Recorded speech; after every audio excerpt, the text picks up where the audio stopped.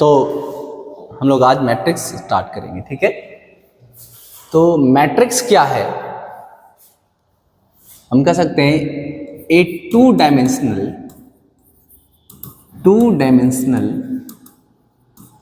Arrangement of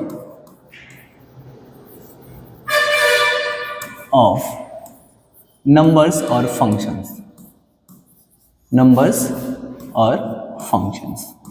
math में हम लोग नंबर्स और फंक्शंस की बात करते हैं, इसलिए यहाँ मैट्रिक्स क्या है, a two dimensional arrangement of numbers and functions, ठीक है।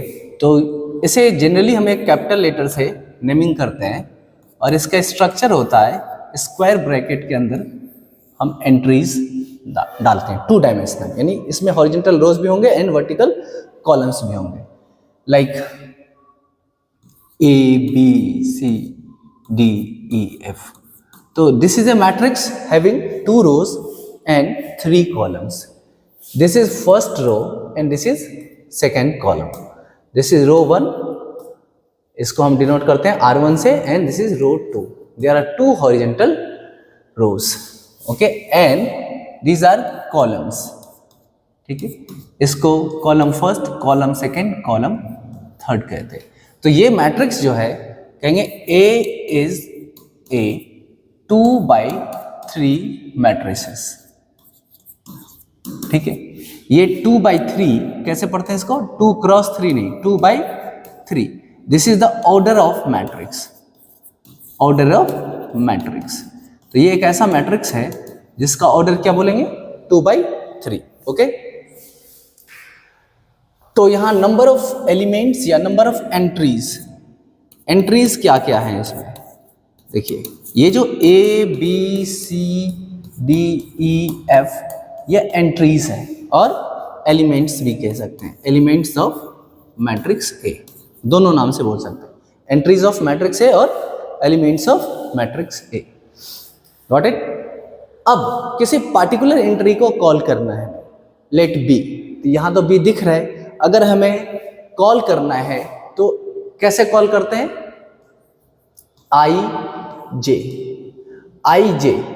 I represents number of row and J represents number of column. That means entry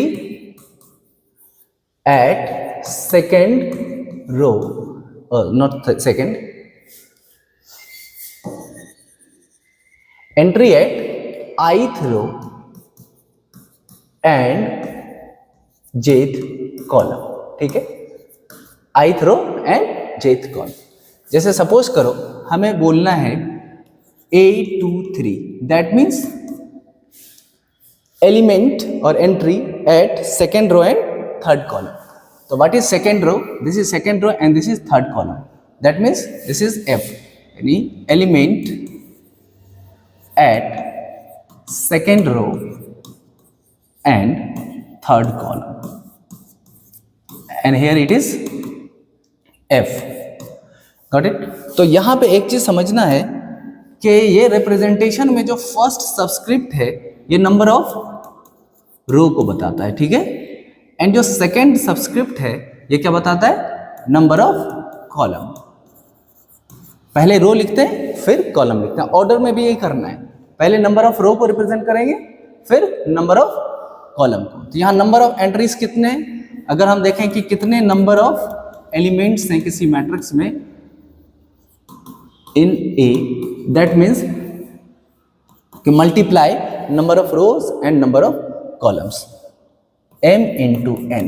M क्या है, number of rows in A, और N क्या है, number of columns in A। I hope ये clear है, ठीक है। अब हम मूव करते हैं सेकेंड पेज पे। तो जनरली मैट्रिक्स को रिप्रेजेंट करते हैं हम लोग, तो ये सारी चीजें देख लें, A11 यानी element of first row and first column, element of first row second column, element of first row third column. मान लेते हैं कि इसमें 3 ही कॉलम है और रो 2 है, second row first column, second row second column, second row third column. तो यहां से कह सकते हैं this matrix is of the order 2/3। अगर इसे हमें और शॉर्ट में रिप्रेजेंट करना हो तो हम इसे रिप्रेजेंट करेंगे bracket Aij 2/3। This is the shortest representation of matrix. Got it? तो अब यहां पे शेप को देख करके हम मैट्रिक्स के टाइप्स को भी बता सकते हैं। Types of matrices, types of matrices. तो क्या क्या टाइप्स ऑफ मैट्रिसेस हो सकते हैं? पहला टाइप रो मैट्रिक्स। क्या है? Row matrix. रो मैट्रिक्स किसको कहते हैं? जिसमें सिर्फ और सिर्फ एक रो होंगे, ओनली वन रो, चाहे कॉलम जितने भी हो। तो जस्ट लाइक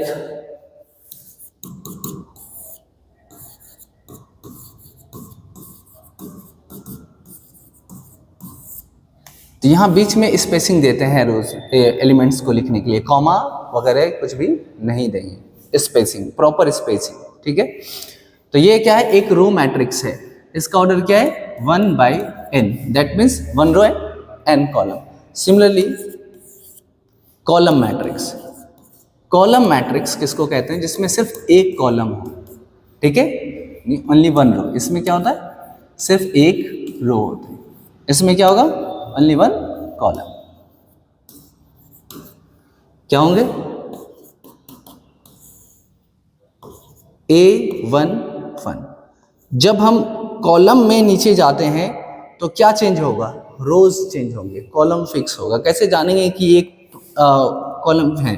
तो जैसे ये A21, A31, AN1। तो देखो यहाँ पे क्या है? कॉलम फिक्स है, रोज चेंज हो रहे हैं। दैट मीन्स हम किसी एक पार्टिकुलर कॉलम में हैं। और यहाँ पे देखो क्या दिख रहा है? कॉलम चेंज हो रहे हैं, रो फिक्स है, यानी हम किसी पार्टिकुलर रो में हैं। ठीक है? तो ये कैसा मैट्रिक्स हो गया? n/1। इसको हम लोग कहते हैं कॉलम मैट्रिक्स। ये शेप पे अकॉर्डिंग टू शेप नेम है ये। ठीक है? तीसरा रेक्टेंगुलर मैट्रिक्स।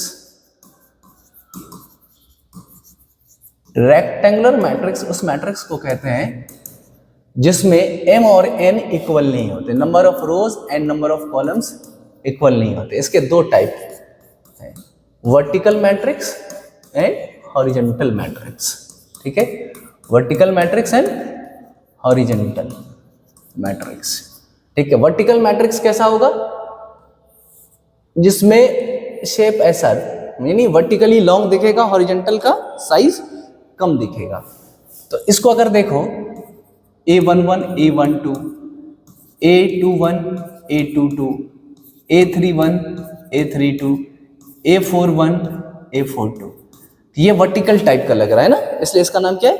Vertical matrix. इसमें कितने रोज हैं?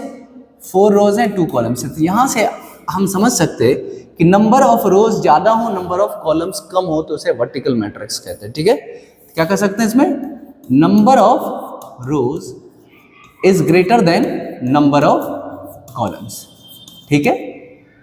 हॉरिजॉन्टल में इसका जस्ट उल्टा होगा, नंबर ऑफ कॉलम्स ज्यादा होंगे, नंबर ऑफ रोज कम होंगे, यानी ये हॉरिजॉन्टली लॉन्ग लगेगा।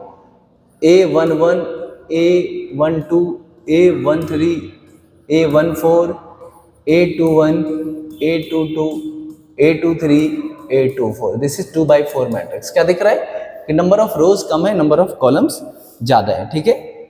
तो कैसे डिफाइन करेंगे? A matrix in which number of rows is lesser than number of columns, such type of matrix is called horizontal rectangular matrix. Next type is square matrix. ये सब बस नाम मात्र है। स्क्वायर मैट्रिक्स उसको कहेंगे जिसमें number of rose and number of columns equal होंगे। और ये इंपॉर्टेंट है। जैसे एक मैट्रिक्स लिया जिसमें 3 रोज हैं और 3 कॉलम्स हैं।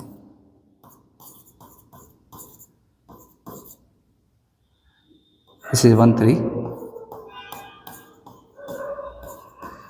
This is a 3/3 matrix.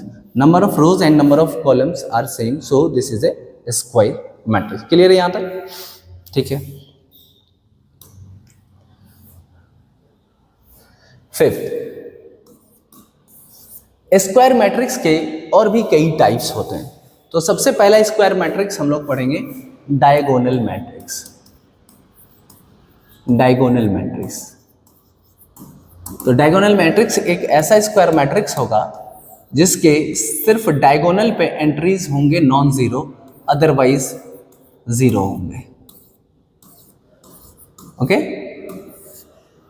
Diagonal matrix must be square, square होना चाहिए। तो स्क्वायर पे एक डायगोनल होता है हमारे पास, इसको कहते हैं हम लोग डायगोनल ऑफ द मैट्रिक्स या प्रिंसिपल डायगोनल। मैट्रिक्स के अंदर एक ही डायगोनल होता है, इसे डायगोनल कह दो या प्रिंसिपल डायगोनल कह दो।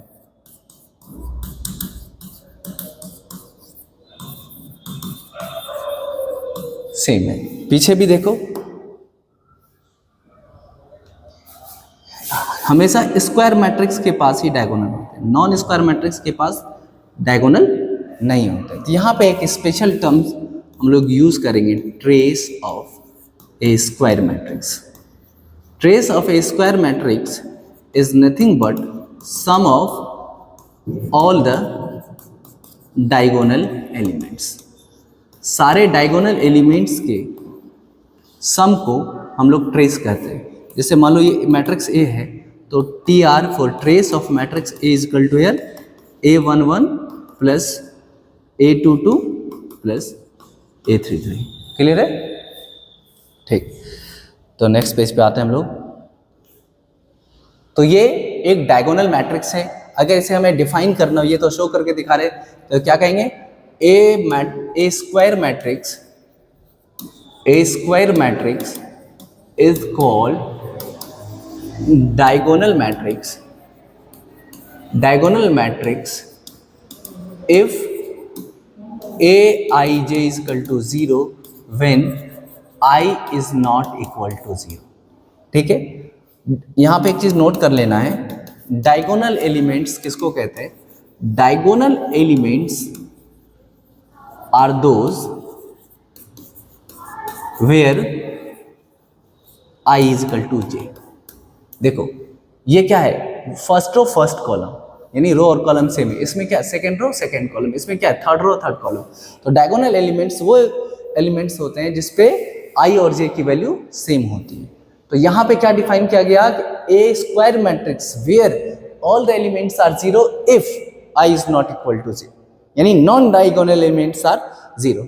अब यहाँ एक बात आती है, क्या डायगोनल एलिमेंट्स जीरो हो सकते हैं? तो हो सकते हैं। डायगोनल एलिमेंट्स के लिए कोई कंडीशन नहीं। कंडीशन किसके लिए? Non diagonal elements must be zero. Correct. इसके बाद इसका एक और स्पेशल टाइप होता है, that is called scalar matrix. अभी सिर्फ हम उस टाइप की बात करेंगे, ये फर्स्ट क्लास है, सिर्फ उस टाइप की बात करेंगे जो डायरेक्टली शेप के अकॉर्डिंग निकल रहा है ना। प्रॉपर्टी वाले जो है बात हम बाद में करेंगे, है ना। तो स्केलर मैट्रिक्स क्या होता है? ए मैट्रिक्स इन विच, ये square matrix in which all the diagonal elements are equal, है ना। तो यहां पे हम सिर्फ 3x3 मैट्रिक्स की बात कर रहे हैं, ये एग्जांपल के लिए। 4x4 भी हो सकते हैं, एनी स्क्वायर मैट्रिक्स, 2x2 भी हो सकते हैं, क्योंकि हमारे करंट सिलेबस में सिर्फ 3x3 मैट्रिक्स ही इंपॉर्टेंट है और 2x2 मैट्रिक्स इंपॉर्टेंट है, 4x4 इंपॉर्टेंट नहीं है। तो इसलिए हम ज़्यादातर केसेस में एग्जांपल्स आपको देंगे सिर्फ 3x3 और 2x2 मैट्रिक्स का। तो क्या समझा? एक स्केलर मैट्रिक्स किसको कहते हैं? In which the diagonal elements are equal, it is also a diagonal matrix. ठीक है, बट स्पेशल कंडीशन क्या है? जिसमें डायगोनल एलिमेंट्स इक्वल होते हैं। आइए बैठिए, ठीक है, ओके। तो ये डायगोनल, ये स्केलर मैट्रिक्स है, स्क्वायर भी है, डायगोनल भी है, स्केलर भी है ना। स्क्वायर भी के कंडीशन फुलफिल हो रहे हैं, क्यों? क्योंकि number of rose and number of columns equal हैं।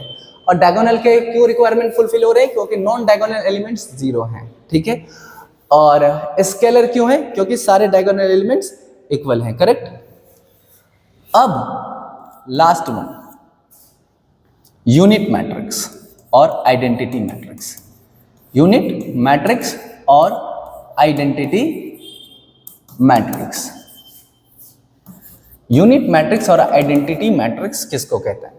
ऐसा मैट्रिक्स जिसके डायगोनल एलिमेंट्स 1 हो जाएं, इसको क्या कहते हैं? Identity matrix.